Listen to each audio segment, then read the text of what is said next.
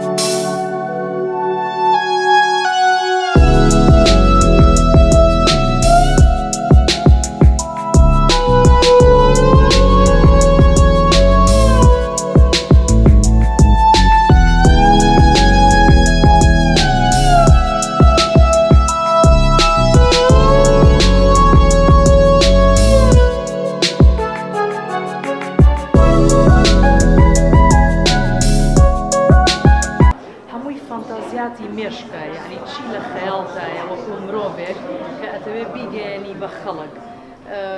نەخشێک دێتە خەیاڵم یەکسەر ڕەسمی یەکەم نەخشی یەکەم لە نۆتبوکەکەم و ئەبێتە دیزاین وەکو ئەو سەڵدانەی کە لەوێن وە خەونێکە کە بتوانم وەکو کوردێک جلی کوردی بناسیێنم بە یعنی وڵاتانی دەرەوەی کوردستان لەبەرەوەی بەڕاستی جلمان جوانە کڵتورمان جوانە مێژوومان جوانە حیفە ئەوە نەبینرێ کە ئێستاش من زۆر دەستخۆشی یەکەم لەو کوردانەی کە لێرە ئەژین و هاوڕێیەتی و برادرایەتیان هەیە لەگەڵ بۆ نمونە ئێکسپاتس ئەو کەسانی کە لە دەرەوەی کوردستانەوە دێن لێرە ئیش بکەن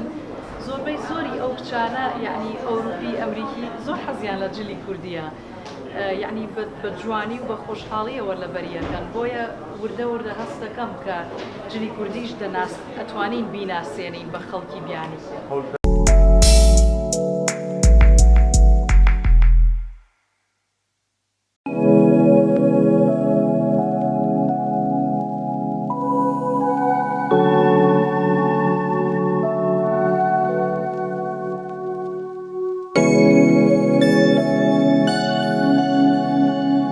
سەڵتەیەش کە خۆم لەبەرم کردووە هەر دیزاینی خۆمە